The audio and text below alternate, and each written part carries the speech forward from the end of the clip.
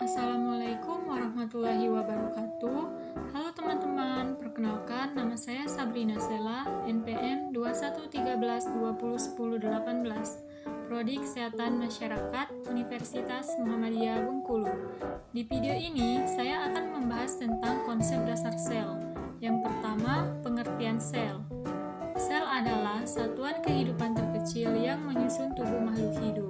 Sel merupakan unit atau bagian fungsional dan struktural yang paling kecil pada makhluk hidup. Sel sebagai unit struktural terkecil artinya yaitu sel merupakan penyusun yang mendasar bagi tubuh makhluk hidup. Berdasarkan strukturnya, sel terbagi menjadi dua bagian. Yang pertama, sel eukariotik, yang kedua sel prokariotik. Apa sih bedanya dari kedua sel ini? Jadi, sel eukariotik merupakan sel yang memiliki membran inti, sedangkan sel prokariotik merupakan sel yang tidak memiliki membran inti. Sel terdiri dari tiga bagian utama. Yang pertama, membran plasma. Membran plasma merupakan batas kehidupan, memisahkan antara sel yang hidup dan sekitarnya, yang memiliki ketebalan sekitar 8 nanometer, tersusun dari molekul-molekul lipid atau lemak, protein, dan karbohidrat, yang membentuk suatu lapisan yang bersifat dinamis dan asimetri.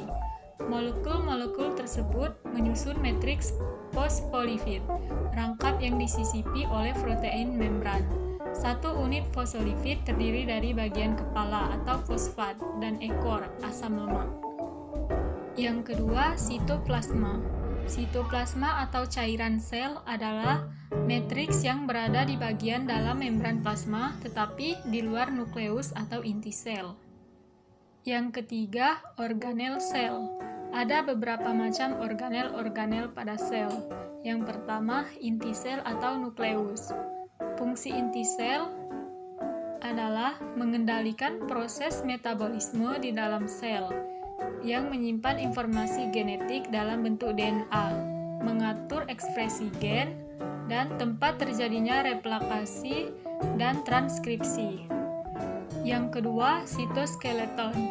Sitoskeleton merupakan rangka yang terdapat pada sitosol, berupa jaringan protein filamen yang memantapkan membran plasma sehingga menyokong stabilitas bentuk sel.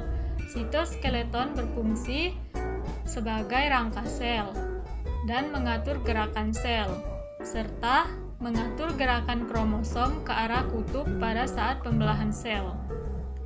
Yang ketiga, ribosom. Ribosom merupakan butiran kecil nukleoprotein yang tersebar di dalam sitoplasma. Bahan penyusun ribosom adalah protein dan RNA. Ribosom berfungsi untuk melangsungkan sintesis protein. Yang keempat, retikulum endoplasma yang disingkat RE. RE tersusun dari kantung pipih dan tabung dua lapis. Ada dua macam RE, yaitu RE halus dan RE kasar.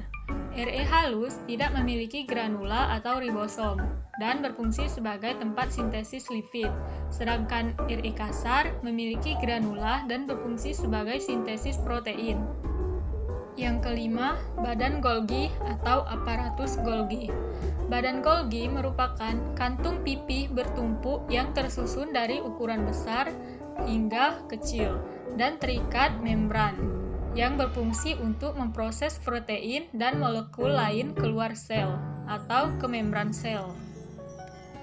Yang keenam, lisosom.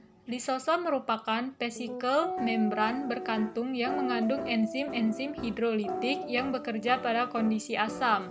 Lisosom berfungsi untuk mencerna makromolekul secara intraseluler dan merusak sel-sel asing.